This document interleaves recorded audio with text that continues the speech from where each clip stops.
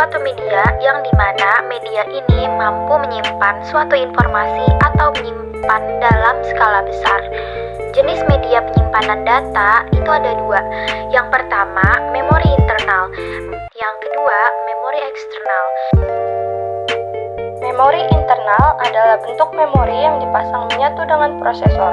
Letak memori internal berada di dalam perangkat, sehingga tidak bisa dilihat secara langsung. Memori internal berfungsi untuk mengingat riwayat atau histori program atau data yang digunakan selama perangkat beroperasi. Jenis memori internal ada dua, yaitu ROM dan RAM.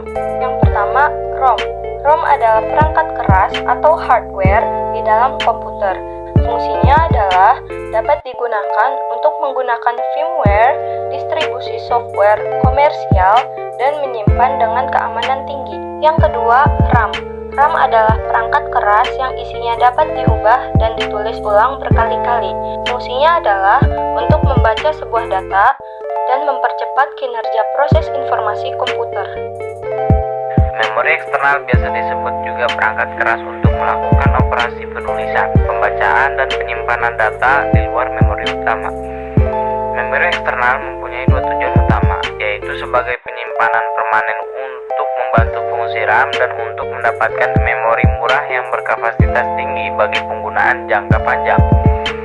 Contohnya yaitu hard disk, flash disk, zip drive, floppy disk, compact disk, digital versatile disk, dan cloud storage. Penyimpanan magnetik merupakan media penyimpanan yang termasuk ke dalam penyimpanan sekunder. Secondary storage yang paling banyak dipakai pada sistem komputer modern. Macam-macam media dari magnetic disk yaitu disket, hard disk, flash disk, memory card, dan zip drive.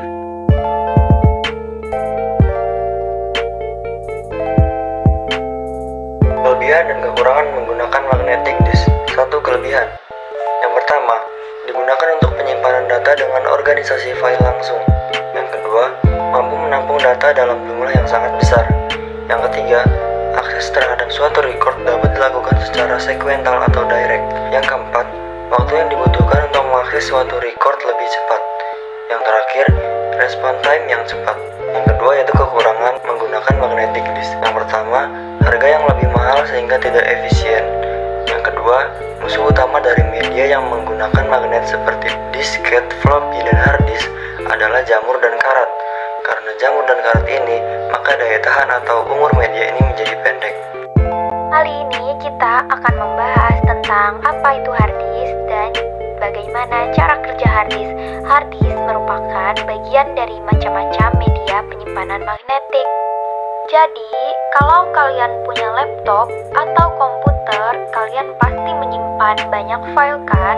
Seperti file foto, file video, Word, PowerPoint, dan lain-lain. Nah, file-file itu atau data tersebut disimpannya di hard disk ya. Nah, kalian sudah tahu kan apa itu hard disk? Jadi, intinya hard disk adalah media penyimpanan dalam laptop atau komputer. Kalau misalnya komputer nggak ada hard disknya, komputer itu nggak akan bisa nyala ya. Hard disk memiliki sifat non-volatile memory, artinya data yang disimpan pada hard disk tidak akan hilang meskipun komputer mati. Berbeda halnya dengan RAM. Kalau RAM itu adalah volatile memory, artinya data yang disimpan pada RAM akan hilang ketika komputer mati. Ini adalah gambar sebuah hard disk. Ada beberapa komponen penting dalam hard disk. Yang ini namanya platter. Platter terbuat dari bahan keras seperti aluminium, kaca, atau keramik yang kemudian diselimuti dengan bahan magnetis.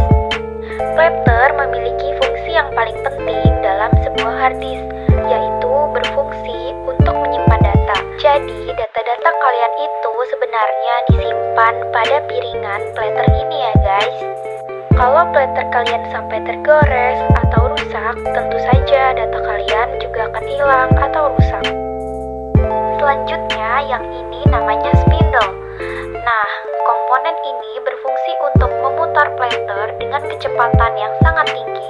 Semakin tinggi maka semakin cepat pula proses pembacaan atau penulisan data pada hard disk. Biasanya, hard disk yang umum digunakan memiliki kecepatan 5400 rpm atau 7400 rpm. Jadi, dalam satuan menit, platter mampu berputar sebanyak 5400 atau 7400 kali. Semakin tinggi RPM-nya, maka harganya semakin mahal ya. Selanjutnya, yang ini namanya read-write head. Komponen ini sebenarnya adalah sebuah magnet kecil yang berfungsi untuk membaca, menulis, atau menghapus data pada platter. Dan yang terakhir di sini ada read-write arm. Dan fungsinya yaitu untuk menggerakkan read-write head. Oke, jadi kalian sekarang sudah tahu kan komponen-komponen pada hard disk? Nah, selanjutnya kita akan membahas bagaimana sih cara kerja hard disk. Di sini kita memiliki sebuah hard disk. Kita akan fokus pada komponen platter. Pada komponen platter ini terdiri dari bagian-bagian yang sangat kecil yang disebut sebagai sektor. Dalam sebuah platter itu bisa terdiri dari miliaran sektor. Nah, di dalam sektorlah tempat data kita disimpan. Setiap sektor itu akan disusun dengan sangat rapi, membuat lingkaran pada platter. Lingkaran yang terbuat dari banyak sektor ini disebut track. Kemudian, hard disk memiliki sistem yang menyimpan peta mengenai informasi dari seluruh data pada sektor. Peta ini untuk mengetahui sektor mana yang sudah dipakai untuk menyimpan data ataupun yang masih kosong.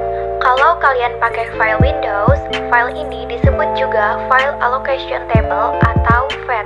Ketika kita ingin menyimpan data baru ke hard disk, maka hard disk akan melihat peta terlebih dahulu untuk mencari sektor mana yang kosong. Kemudian, read-write head akan berpindah melintasi platter untuk menemukan lokasi yang tepat untuk menyimpan data. Begitu juga ketika kita ingin membuka atau membaca suatu data, maka hard disk akan membaca peta untuk mencari pada sektor mana data tersebut disimpan. Setelah